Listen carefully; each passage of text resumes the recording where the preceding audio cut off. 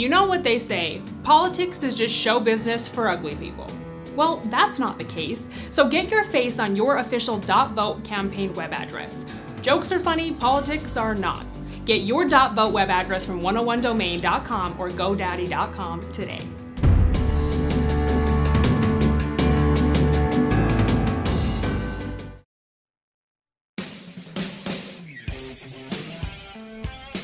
Welcome to Breaking Battlegrounds with your host, Sam Stone. My co-host, Chuck Warren, out of studio again this week.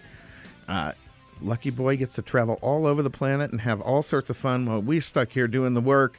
In studio with me today, the irrepressible Kylie Kipper, our producer. She does a fantastic job in the booth. Jeremy, the magician.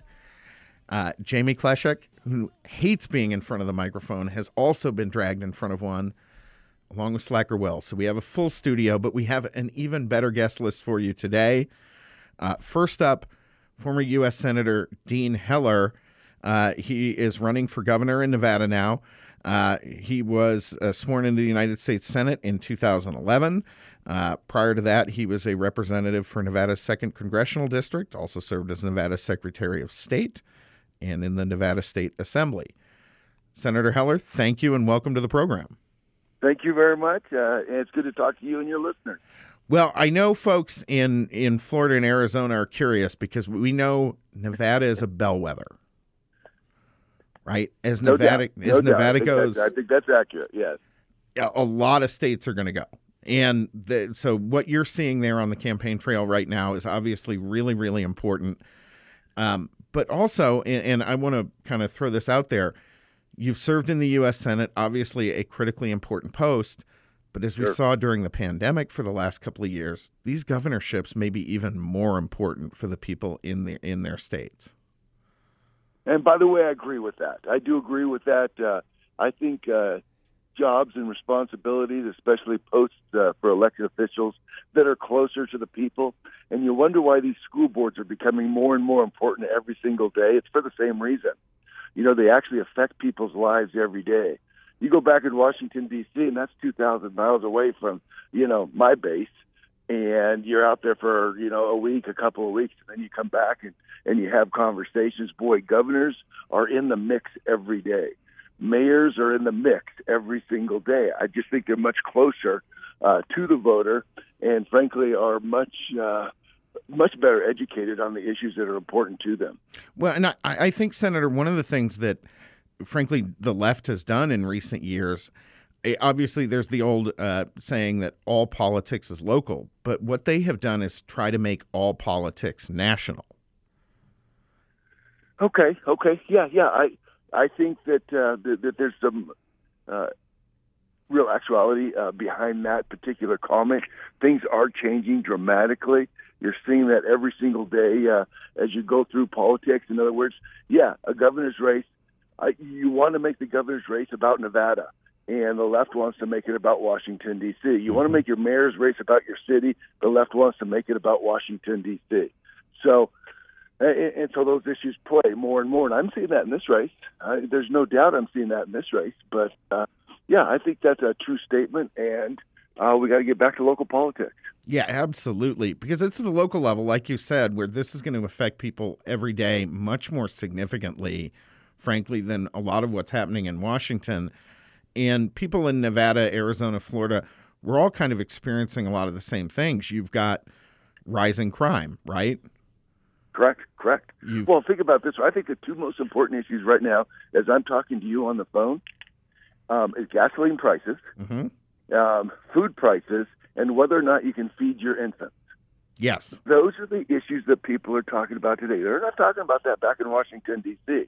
That is a recession-proof zone, Washington, D.C. is. You come out to Nevada, Florida, Arizona, they're talking about whether or not they can drive down the road with the gasoline prices we have today, whether or not they can afford their food and whether or not they can feed their infants.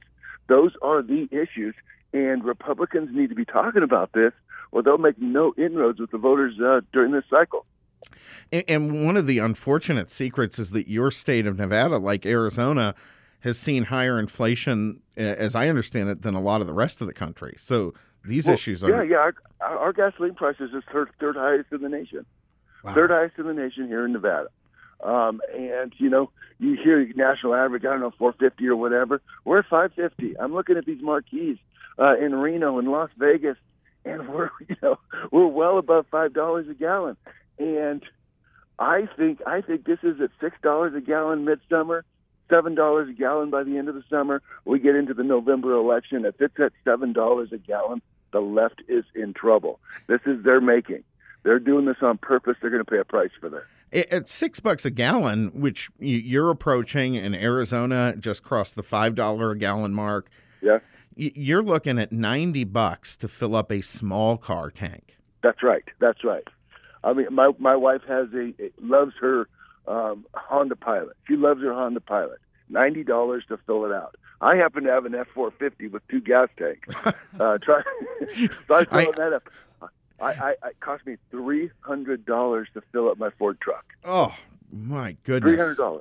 That is By the way, it sits at home a lot now. Yeah, I bet it does. I drive the Pilot, more than I drive that truck. I mean, the version of alternative fuel they're pushing us into looks a lot like the Flintstones at this point. Yeah, no doubt. Like I said, this is all self-inflicted. This is all done on purpose. This is all about the Green New Deal, and the purpose is to try to force everybody to buy an electric vehicle. This is where we are, and that's why this isn't going to change. If you think there's going to be any relief, and by the way, as a candidate for governor, I want to suspend the gasoline tax here in Nevada. As long as gasoline tax is higher than $4 a gallon, all gasoline taxes need to be suspended. There needs to be some relief coming to these states, and they're certainly not going to get it from Washington, D.C. No, they're not. I mean, everything Washington is doing seems designed to continue to drive up these prices, just like you said. So in that vein, I got to ask you, Governor, now, you've done a little car racing in the past. I have. Can you still afford to do that? Are you still hopping in the race car from time to time? Well, stop and think about it. I used to race alcohol-driven modifieds, and so that was twice the cost. We were paying $10 a gallon for alcohol in these alcohol-driven modified, whether it was dirt or asphalt. So this was 5 years ago. It was $10 a gallon. I would hate to be in that class today. They're probably talking $20, $25 a gallon to run a car in circles. So, I've backed off. Let me assure you, it's a young man's game. You go into a corner at 120 miles an hour, and if you're not thinking about the corner, if you're thinking about your IRA, your 401k, how's it doing with this market, you're not going to make that corner. So it is a young man game that has somebody that has a lot less riding on the line. Yeah, I have a friend who was taking his Camaro around the track a couple of weeks ago, and I think he was thinking a little bit about that IRA and 401k. Ended up hitting the curb and yes, in the middle of the race, blowing all his airbags out. So he ended up. It's an expensive sport, and I've pretty much backed out now.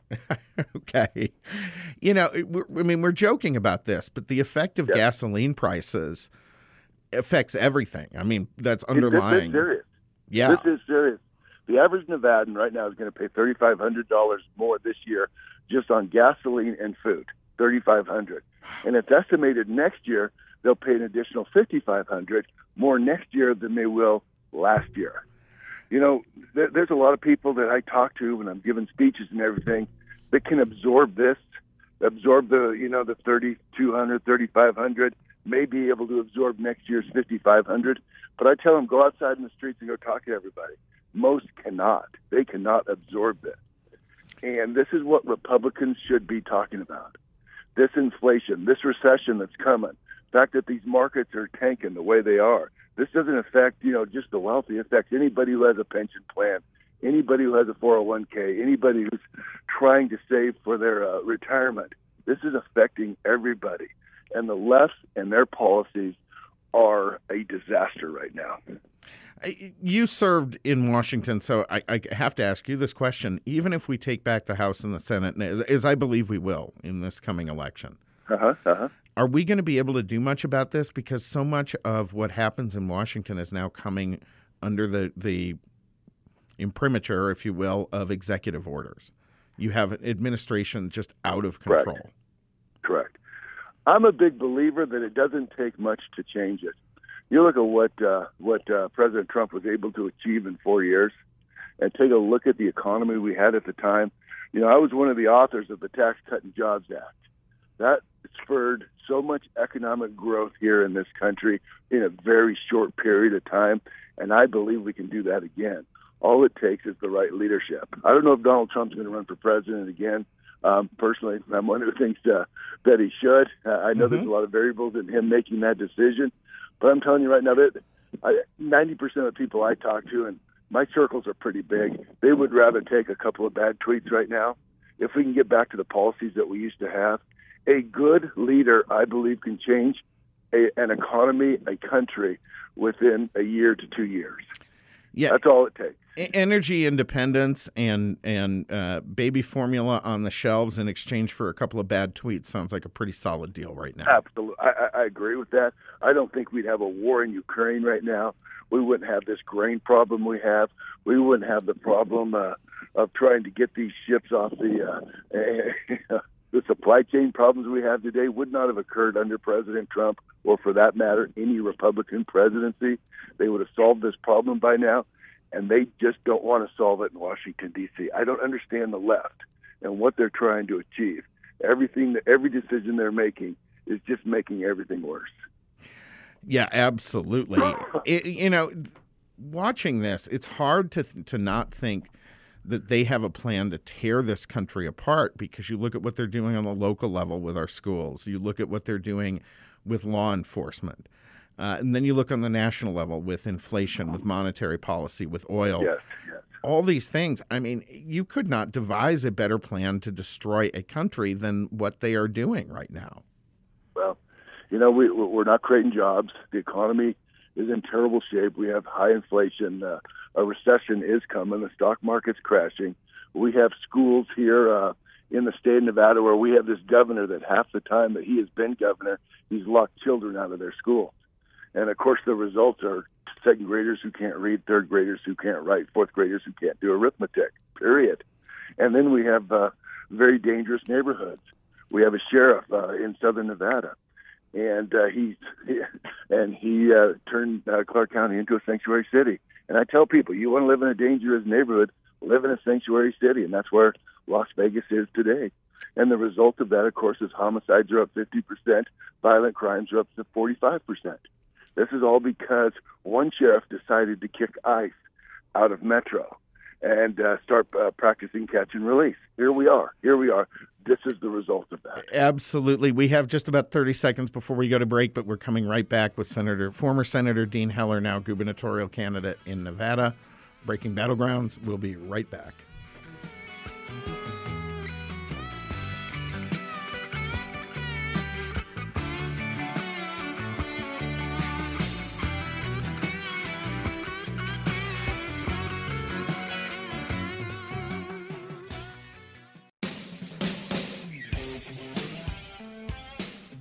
Welcome back to Breaking Battlegrounds with your host, Sam Stone. Chuck Warren out of studio again this week. I am going to get the irrepressible Kylie Kipper. Yeah, I'm sitting here. Yeah. You were silent that entire segment. We're going to have to get you into this. Thoughts rolling, and then, sometimes. All right. Well, speak up. We will. Speak up. All right. On the line with us right now, former U.S. Senator Dean Heller, running for governor in the state of Nevada. Senator, when you're looking at what's going on with our schools right now, and as we close the last segment, you were talking about how the current governor has allowed schools to be closed half the time for the last 2 years, the impact this is having on children, but particularly on poor kids, on minorities, is extraordinary. We are harming them for life. One, I still don't understand how anyone could have allowed this to happen. But two, What are you going to do when you get in there? Well, first of all, there's a couple of messages in what you're saying, Sam. And Kylie, feel free to jump into this thing and ask me some tough questions. But here's the problem. We have a school district down in Las Vegas. It's the fifth largest school district in America. They're just ending their school year. This school year alone, they have reported over 5,000 incidences of violent crime. Just in one school district, Over 5,000 incidences. So you're talking anywhere from bullying to sexual harassment to actually students raping teachers in this school district. Oh, my God. And imagine if you're a single mother and you have 2 children and you're thinking about dropping them off at school today. I mean, how confident are you today that child will be safe? And that's part of the problem. Clearly, if you don't have a safe environment, it's very, very difficult to teach a child reading, writing, and arithmetic. I had a 17-year-old here in Reno come up to me, and I asked him how school was going. This was at the beginning of this school year. He says, you tell me, he says, I have been in high school for 2 years. This is at the beginning, so he's going into his junior year. He says, I've only been in the classroom for 1 semester. Oh, He man. says, you tell me how my education's going. Oh, that's... And he was very frustrated. What are my scores going to look like? What college am I going to be able to get to if I'm locked out of my school 3/4 of the time? Well, and So- the other things you're missing out on, just being with your peers and being able to participate in after-school activities and sports and all these other things. Yeah. Hey, Staggering. Sam, here's a kicker, Sam. My daughter has my granddaughter who's in 4th grade.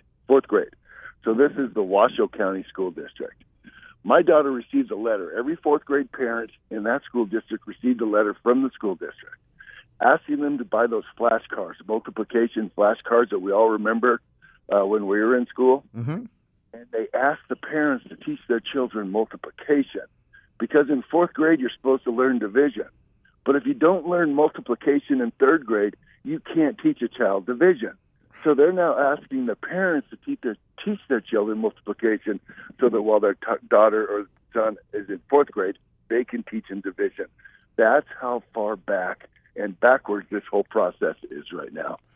Well, and Democrats who have championed these shutdowns have always said that they're also the champions of the little guy and the person who wants to better their life. Well, a lot of people out there might not even have the skills to teach their kids multiplication or division. Right. Or the time. Yeah. I mean, you're struggling with inflation and recessions and gas prices, trying to find baby formula, all of that. Oh, by the way, you got to teach your child how to do multiplication. Wow.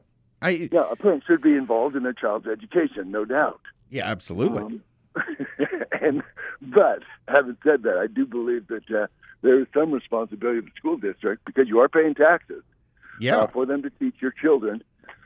And boy, this has become very, very problematic. So you said, so what are the solutions? First solution is never close the schools down. Never, ever close the schools down. Absolutely right. Find the solutions necessary, but these mandates, these mask mandates, these vaccine mandates, all of this was wrong-headed here in the state of Nevada. We had a governor that did everything California told him to do. Everything. Shut the churches down, shut the schools down.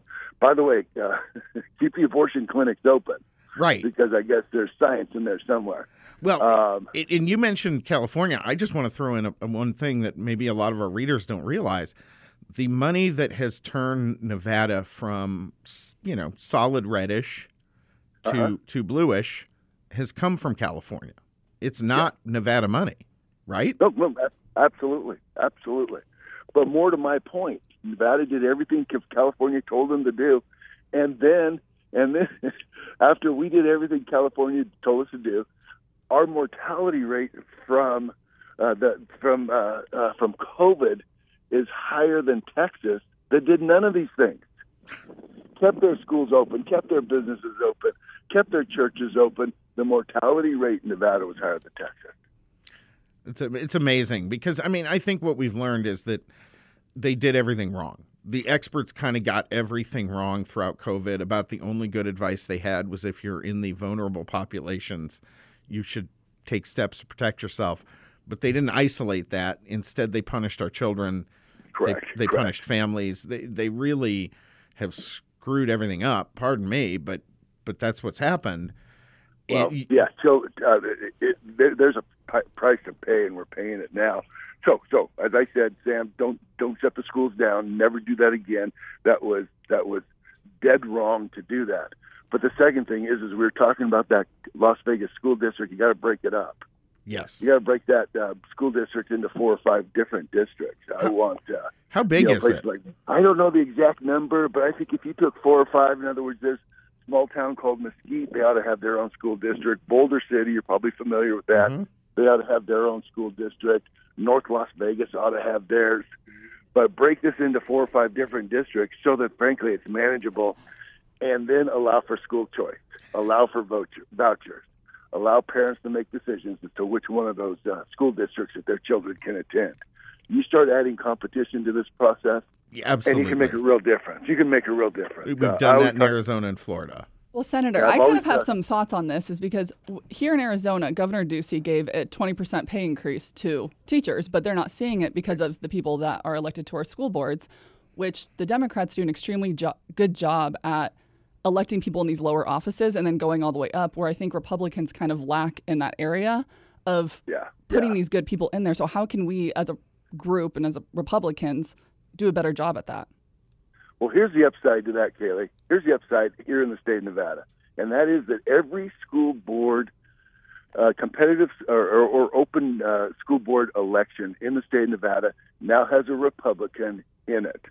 For the first time in the history of the state of Nevada, every school board in the state of Nevada now has a Republican candidate. That's great. That's fantastic. Said, Democrats have controlled this process. Yep. And have been able to change it and manipulate parents, manipulate children. Senator, I'm sorry to cut you off. We have just about 30 seconds before we cut out here, but I wanted to make sure folks know how to follow you, how they can support your campaign. Terrific. Best way to do that is it's deanheller.com. Go to deanheller.com. There's a launch video on there. It only lasts about 2 minutes. Take a look at that. If you like the tone, if you like the direction that we're trying to take the state of Nevada, send it to your friends. If you really like it, there's a donate button on there. Send it to me. A donation would be wonderful. Awesome. But this campaign, and we're 3.5 weeks out. I think we're in a great spot right now. I think we're in great shape. Fantastic. Thank you, Senator. Really, really appreciate having you on the program today. Breaking Battlegrounds coming right back. Now more than ever before, we are relying on the internet to keep up with the news, stay in touch with friends, shop, and everything in between. That's why it's so important that you reserve your first and last name .vote web address for your upcoming campaign. Secure your digital real estate by owning your name with a .vote. Your name, your campaign, your very own .vote domain. Head to GoDaddy today.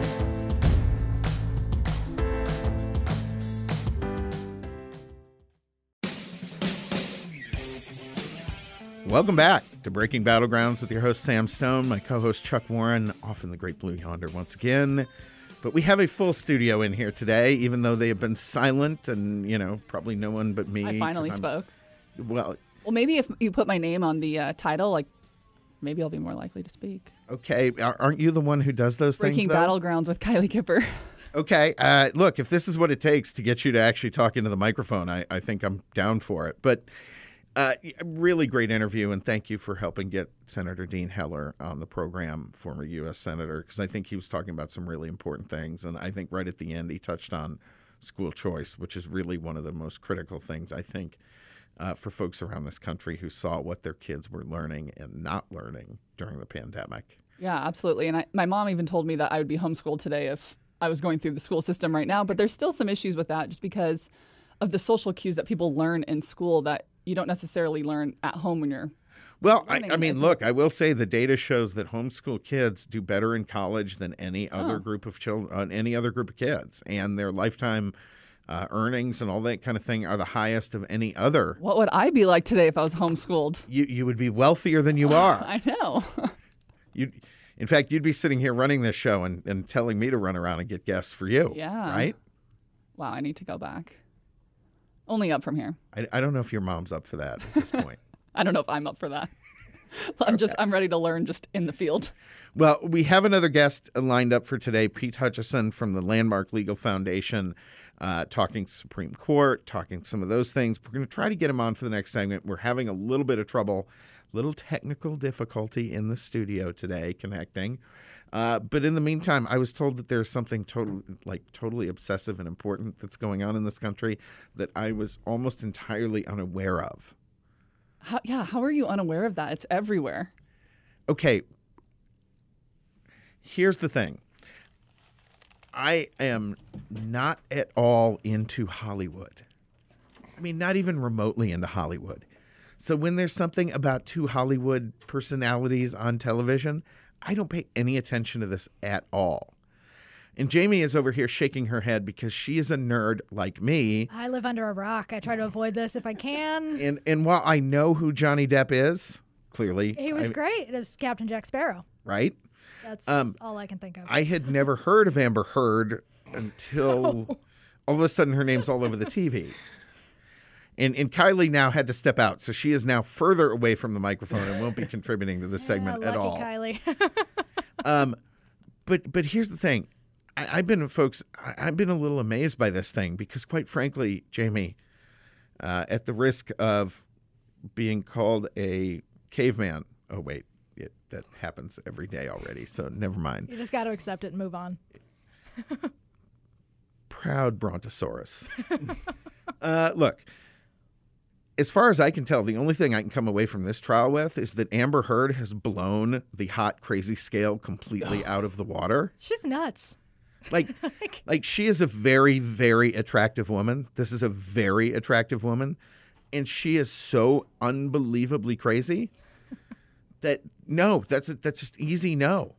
It's funny compared to like 2016 to now with her defamation, or at least like the domestic abuse trial that she had in like 2016 with the son, which was clearly biased since Johnny couldn't give any evidence during that time, as well as Amber having connection with the son of the judge. Okay, I have no idea. This is Sanskrit you're talking now, I Slacker don't know what Will. any of this is either. Yeah, wait, there's some previous trial. Now, let's just stop right here. This is bad enough. Look, someone was saying this is like half of what people are talking about on Twitter. Kylie, is that true? Oh, yeah. Really? Yeah, I think there's millions of people using the hashtag Justice for Johnny Depp, which I just think is so great. Okay, that hashtag is pretty fantastic. Yeah. I won't say the other ones. I'm not sure if you can say them on the radio. Okay, well, this is a Christian station, and I occasionally mess that up, so let's not go there. Yeah, but we have Pete Hutchison coming on, so okay, fantastic. More educational things that people that's going to be probably far more interesting to most of our audience, but then again, 50%, so maybe not. Very true. I don't even know what to make of this. Like, how does this become a national drama? I mean, televised A-list celebrities on like a courtroom show. Fox plays it from the court show or from the courtroom on their TV show, like the entire thing some days. I believe you're kidding me. No, Fox News plays it. So I turn Fox on in the morning, like to hear what's going on, discuss it with myself because I live by myself. Oh, folks, this is why I no longer watch TV. But then if I just leave it on and I start working, then I hear, they're playing it straight from the courtroom. Wow. I believe it was the judge actually that decided for it to be televised. Okay, look, we have 30 seconds before we go to break, and thank goodness we have a guest to talk to because this is just my nightmare. I don't know how this country got in this position. We have real issues of war in Ukraine. We've got inflation through the roof. Nobody can find baby formula. And somehow all we're talking about is Johnny Depp and Amber Heard. It's the escapism, Sam. Folks, Breaking Battlegrounds will be coming right back with actual substance.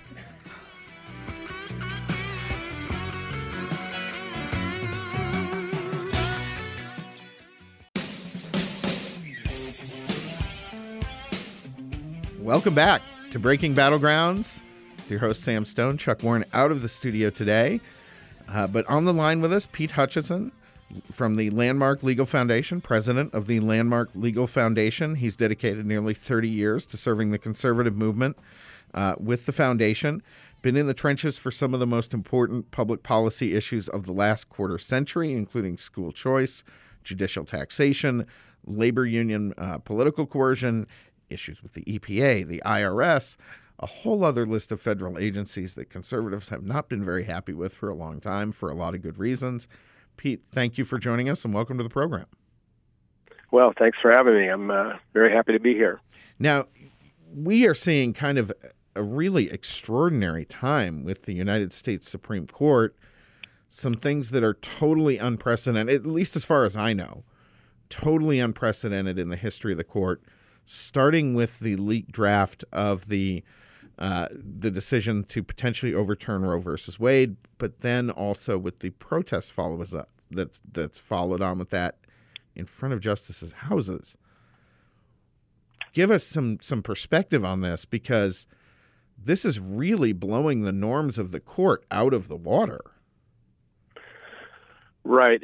It's really distressing on many levels. But if you go up to like the 35,000 foot level, and our institutions are what make this the greatest country in the history of the world, and the rule of law is the lifeblood of our institutions. Mm-hmm. It is crucial that the judiciary is maintained in such a way, the respect for the judiciary, the sanctity of deliberation in the Supreme Court. It's critical that that's maintained, because judges are the firewall, and especially Supreme Court justices. They're the firewall between the people and tyranny. And when the institution is degraded, which is this is not a new thing. The leaking of the draft opinion is unprecedented, but for an incident in the teens, I believe, when a clerk leaked an opinion that had to do with a Wall Street deal and was essentially an insider trading deal. This is much worse, much bigger, much more traumatic to the nation. But here at Landmark Legal Foundation, we've been on this for several years. This is not a new thing. It goes back, way beyond the Kavanaugh hearing, but that's a great place to start. With the entire Democrat caucus on that committee employing the Saul Alinsky rules for radicals to try to destroy Kavanaugh as an individual and to undermine the court and the legitimacy of his appointment, of the president at the time. I think it was a guy named Trump. To call into question all of the conservatives on the court, going back to Justice Thomas. You can draw a straight line from those attacks to now the personalized protests in the front yards of justices, and for that I lay the blame on Chuck Schumer, Barack Obama, and now Joe Biden, who cannot act as statesmen, and that's what we need, are statesmen. Where are the statesmen on the left to stand up and say, no, we're not going to do this, we're not going to allow this. This is bigger than one decision or these individuals. Mm-hmm. Our entire nation is at stake here. It's very traumatic. It's a scary time. I get the sense, and maybe this is a little out of your field, but I get the sense that a lot of their personalization of these attacks, the sort of victimization that they're trying to play all the time, it comes from a lack of policy. I mean, they don't appear to have a cohesive policy strategy or ideas, or even a direction they want to go, because they're getting tugged around by far left Twitter, every day in a different direction. And the only thing they have left are to turn everything into these public circuses. And when you're doing that to the Supreme Court, they've done it to Congress and to politics nationwide. But when you're doing it to the Supreme Court, there's a real risk to the republic, to the system of government that we've had and that has created the greatest prosperity and peace of the last 200 years. That's at stake right now, isn't it? Oh, you're right. You're absolutely right. And this is the fundamental problem with being dominated by progressive radicals, because there is no philosophy there. There is no agenda there beyond to burn down institutions. And then, then we're left with asking, what you just did is like, well, now what? You've undermined the Supreme Court legitimacy. Nobody believes in their authority. Nobody takes their decisions seriously. you think that's going to stop with the courts? No, that's going to stop with the legislative branch and executive branch, and lead toward a form of anarchy where people just decide what they want to do, and that's what we're going to do. And that is not a philosophy that can sustain itself and support a great nation, or even a terrible nation. Because we see that sort of thing where tyranny is. It's the rule of individuals and not the rule of law. Mm-hmm. Yeah, absolutely. It really is a broader thing. I mean, you look at what's happened with the CDC and a lot of the expert institutions of the country that have been politicized. Right. And the risk is that when something really serious comes up, whether it's a case at the Supreme Court or a new disease that comes along that's potentially much more deadly than COVID, how much do people want to listen to these institutions if they're seen as entirely political? Yeah, you're so right. This sort of snap judgment, like, oh, we've got to do something. So let's do this. Let's try that. Well, no, the science says this and that, and you get to the point where, okay, you guys don't even know what science means, and so we reject you as an institution. And you get this, the sky is falling deal, where, after a while, people are not going to cooperate, and that's, I guess, at our peril. But at the same time, it's like, okay, you guys kept saying all this stuff about mask mandates or stay away from each other or whatever it was, and none of that worked. Maybe their legitimacy, calling into question their legitimacy, is a legit activity. So you got to prove stuff to us before you impose it on us, and let us decide.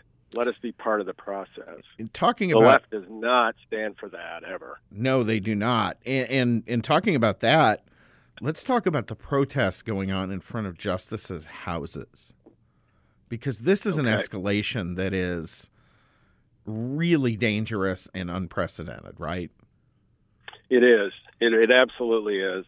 And again, this is a rules for radicals approach, where you personalize an issue, you go after an individual, you do not let go, you just keep escalating and escalating. The problem with that, and the danger that we face, in particular the justices face right now and their families, is that some nut job out there is going to take it to a new level and say, well, this is what they really want. This is what we really need to do. We'll take one of them out. And so we are in a very perilous time, not just for the nation, although this sort of intimidation and legitimate threats that they face do undermine the institution, but it undermines more than that. It undermines the civil society. Mm-hmm. One of the things that I worry about with the left's constant push to undermine civil society and to tear down these institutions, and like you said, if you're dedicated to and comfortable with packing the Supreme Court, then frankly, especially for someone who's not all that stable emotionally or intellectually to begin with, it's not a great leap to, well, if I can't do that, why not just get rid of some of the members standing in the way of the things I want? That's a really thin line we're walking at this point. It is. How do we reverse course on this, or can we?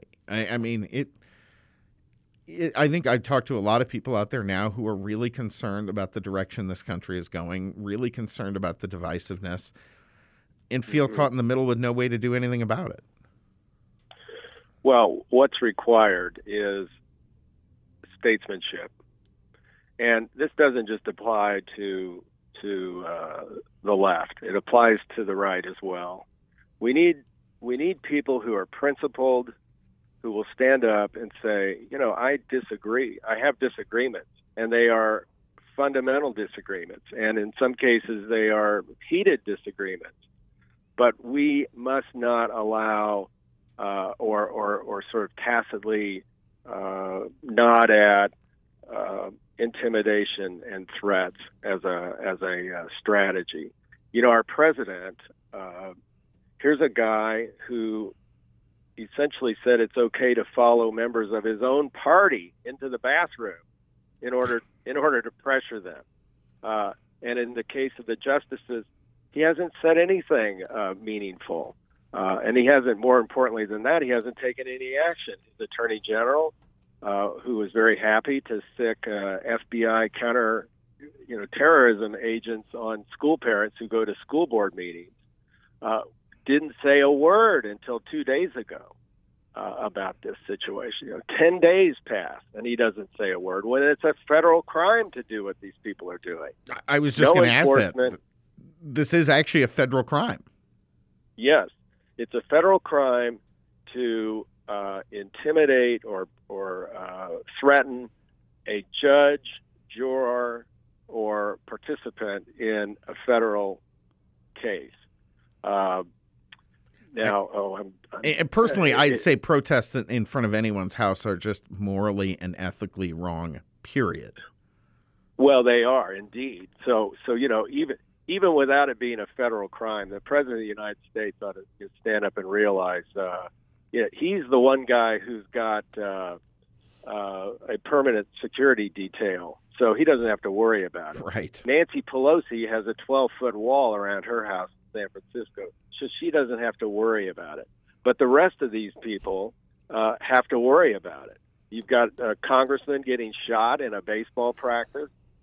What's to say that in this climate that absent condemnation from the leaders of the progressive left, somebody in their crowd is going to be nutty enough to take some terrible action, and it just is, guys, not going to be stopped until their leadership stands tall and firm and condemns it. Well, Pete, this is Kylie, and I'm reading on your website that you guys are a nonprofit. What is it that you guys are doing to kind of combat some of these issues, and how can people get involved in your organization? Well, our website, landmarklegal.org. Thank you for mentioning that. But what we've done in this area is we filed an ethics complaint against Chuck Schumer when he threatened Justice Gorsuch and Justice Kavanaugh.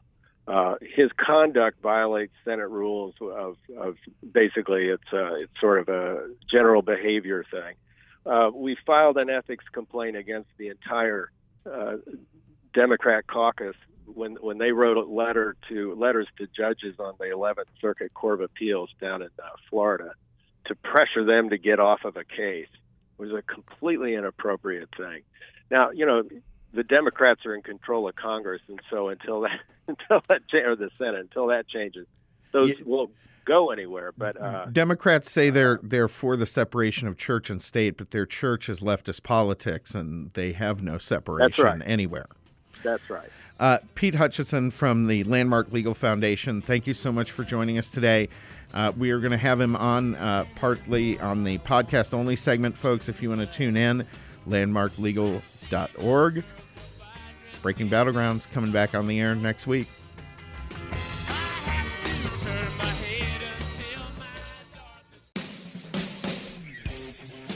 All right, welcome back to the podcast-only segment of Breaking Battlegrounds with your host, Sam Stone. Chuck Warren out of studio today. The irrepressible Kylie Kipper has been dragged to the microphone once again against her will. And staying on the line with us, Pete Hutchison from the Landmark Legal Foundation, president of the Landmark Legal Foundation. Pete, again, thank you for joining us. Well, thank you. Before we had you on, and I apologize. I truly apologize in advance that I even have to go here. But before you had you on, we were talking about the overriding issue that the country is obsessing about at this exact moment when we're facing an inflation crisis, a baby food crisis, a gas crisis, and a constitutional crisis at our Supreme Court.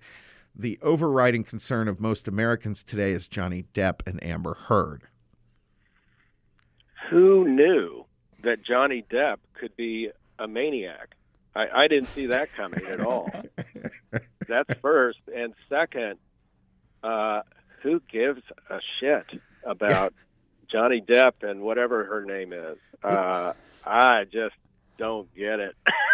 It's not like it's OJ, so what you're saying in the glove. Is Landmark's not doing anything to get involved in that?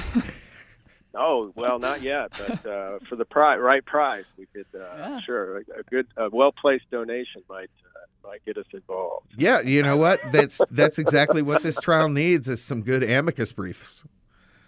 Yeah, I could write that, dude. This is actually really embarrassing to me, Pete, Kylie. I got to tell you that we are obsessing over this ridiculous thing at this moment. It's sort of an indictment of America. It's an indictment of us as a people to be this silly. Am I wrong? Well, no, you're not wrong at all. It's I'm trying to think of what it was. There was a similar obsession going on, but it was in Congress. It was a hearing, probably the Judiciary Committee, because I watch a lot of those. I wish I could remember what it was, but I was going back and forth between CNN, MSNBC, and Fox to see what everybody was saying. Well, I was thinking a few weeks ago about the UFOs when they were discussing that. Well, now that's important. Yeah, I was about to say that actually might be a serious issue. But I think it's more important what's affecting us today. Right. Well, what I was going to say, though, is that I accidentally stopped on Say Yes to the Dress, and I didn't move the channel for 2 hours. Hey, now that's quality television, okay? That is. All right. I'm on my second daughter getting married in 2 years, so we're all about the dress. But, there you go. Anyway. Yeah, no, I think that UFO thing is the Chinese coming after us in yet one more way that nobody wants to think about. Yeah, they appear to be getting ahead in technology in a whole bunch of areas. And I read a great piece maybe a decade ago about how they had built vastly more supercomputing capacity than the U.S. has. And it strikes me that they build a lot more islands, too. Yeah. So that's probably as good a theory as any behind the UFOs. But now I got to get to the juicy stuff from the Supreme Court here. Yes. You've been following this for 30 years. You have been in court and seen all these justices and the lawyers that come in front of them. You have argued cases in front of them. Who is the smartest Supreme Court justice? Before I answer that, I've never argued a case there. Oh, you haven't? I have Okay. sat in the crowd. Okay. Yeah, I sat next to Bo Derek during the Supreme Court argument on the Milwaukee Parental Choice Program. Okay, that's for another We day. have 4 people in this studio, and 3 are totally baffled and have no idea who Bo Derek is. And one of them is sitting here replaying 10. That's pathetic.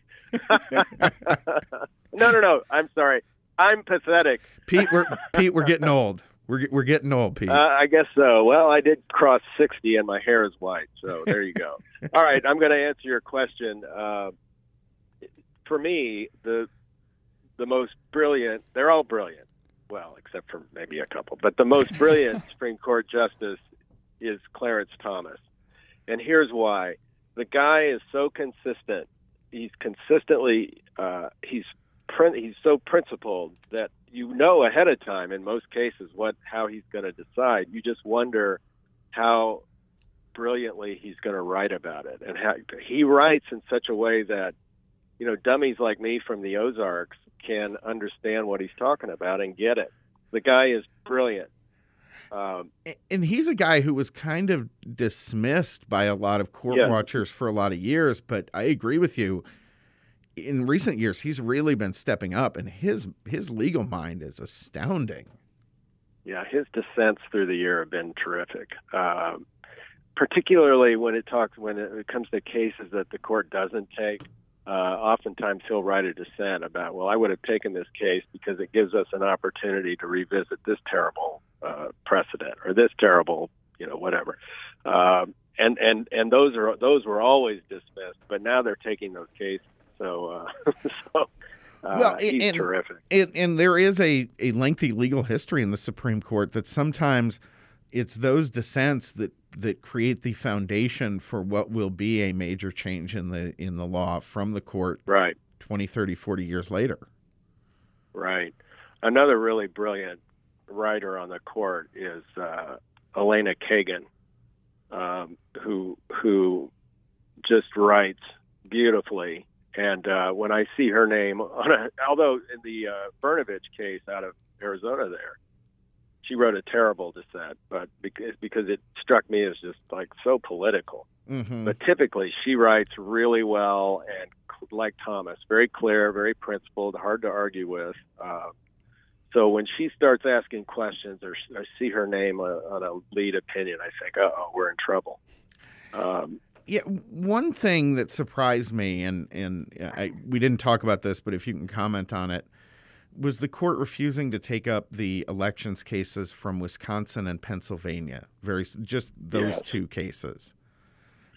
I thought those were different than the others and should have deserved Supreme Court consideration. Well, the Pennsylvania case is one that we were involved with, actually kind of after the election. But the issue there was not about tinfoil hat type stuff. It wasn't, Hugo Chavez determining. These votes. were not Chinese ballots being printed and flown in. No, what that was about is you had in Pennsylvania, their constitution is very specific about the circumstances and who can vote absentee. The legislature expanded that.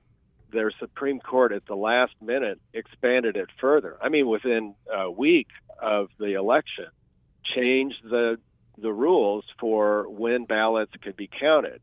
Mm-hmm. And that's what was before the Supreme Court. And Justice Alito wrote it was Alito, Kavanaugh, and Thomas, I believe, just the three of them. But they wrote and said, no, it'll be too late to take this after.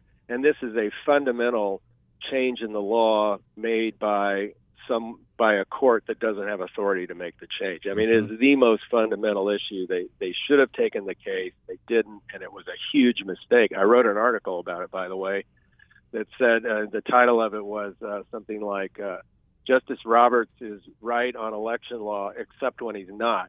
And that was what that article was about.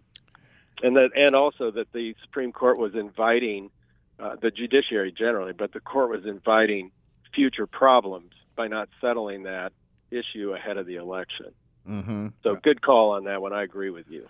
Yeah, totally agree. Before we let you go here, we asked you who the smartest justice you've observed was. So I got to ask on the other side, who's the one you're going, where the heck did they come up with that? Yeah, well, I'd like to say it was Alan Alda in that movie First Wednesday in October. But okay, everybody, look up Alan Alda. Yeah. Now again, good call because we have three blank stares right here. Hey, I love Alan Alda. I haven't seen that movie, but I love him. He's such a leftist. He's probably a conservative in the movie, but anyway, it's about two Supreme Court justices who have an affair. So so that's not the answer. I will just say this in response to your question. Every time Justice Sotomayor starts asking questions, I get really excited because I think this can only help. That's all I have to say about that. You wonder if some of the other left-leaning justices don't at some point want to just pull her aside and go, Clarence had this really good routine where he didn't say a word for years. Maybe you should try that. That's you mentioned the new rule, you didn't mention it, but the new process is you get uninterrupted time. And Thomas gets to go first because he's the senior guy and he asks questions. And it's Sotomayor who is the one who cannot resist interrupting, not just him, but anybody. And I just think it's so rude, but I don't know. Wisdom comes when wisdom comes. You can't stop it. Well, let's hope someday that wisdom comes to that seat. But thank you so much, Pete. Pete Hutchison from the Landmark Legal Foundation, landmarklegal.org. Folks, definitely check them out and stay on top of their work because they're doing amazing work. Pete, want to really thank you for being on the program today. Thanks. We're incredibly Thank grateful you. to have you. Make sure you have everybody watch 10. Yes. I don't know. Well, Then you'll know why I have no idea what happened in that oral argument. yeah, I understand you completely. I would not have known a word of what was said on that bench that day at all. I think I was about 32 years old, too, so you have to add that in. Oh, to the math. yeah, no, I don't think it really matters what age you are. If you've seen 10 and you know who Bo Derek is, Yep. you wouldn't have been paying Yep. attention to that case at all either, folks. That's just the reality of it. Yep. Okay, I think I've said too much. Thanks for having me on. I think we all have. Pete, thank you so much. All Really right, take appreciate it. Bye. Well, Kylie, fantastic guests again today. Thank you so much for having them on there. Really appreciate you getting them on the line and Absolutely. that kind of thing. Yeah, he's right. Y'all don't know who Bo Derek was, but she was maybe the most beautiful woman from the 1980s. And Jamie does. I've heard the name, but I have no idea. Oh, Sorry. I thought you said you did. Was that someone else that I didn't know? Alan Alda. yeah, that was I know. someone else you didn't know. Well, so here's the thing about Alan Alda, and I always like to tell this story. I know we're running a little longer than usual here, but I'm going to tell it anyway. In the final season of The West Wing, the one season of The West Wing that nobody watched except I did. Jamie and I. I love that season. I did too. It was fantastic, folks. You probably do need to Netflix and watch that final season if you missed it. Totally worth it. They had Alan Alda as the Republican presidential candidate. And his opposition after a fierce primary was Jimmy Smits. And Alda didn't like the writing. So he insisted that for all the debates and that sort of thing that he write his own script. And they actually went out and polled people. This was such a big show that they went out and polled people after the debates to find out who they would vote for. And Who won? the majority of people said the Republican Alan Alda. Wow.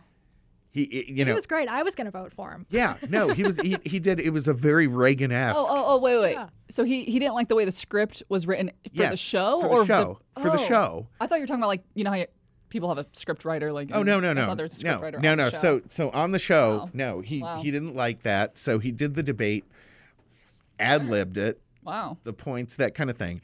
The producers, who of course were dedicated progressives, then went out and polled it and assumed Jimmy Smits would be, like the runaway winner of this quote election they were having.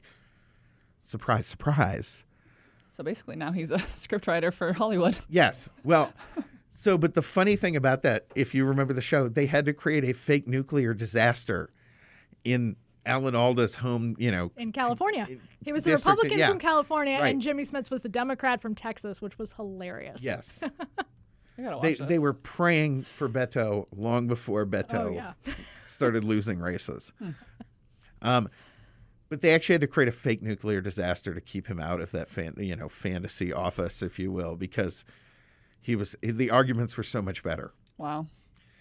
Yes. So even when Democrats write the script, they can't actually win, which explains Twitter. It explains their obsession and hatred of Elon Musk at this exact moment. It's crazy. It explains the news media.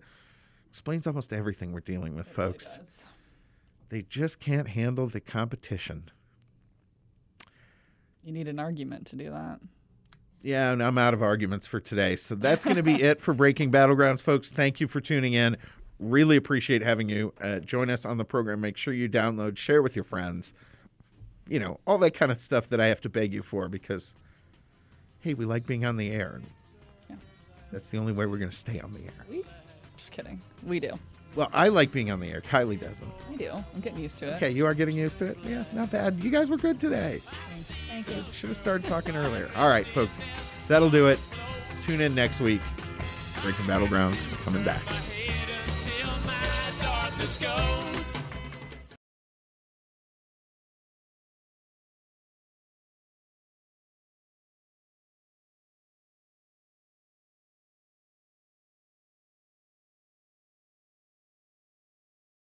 Running for office?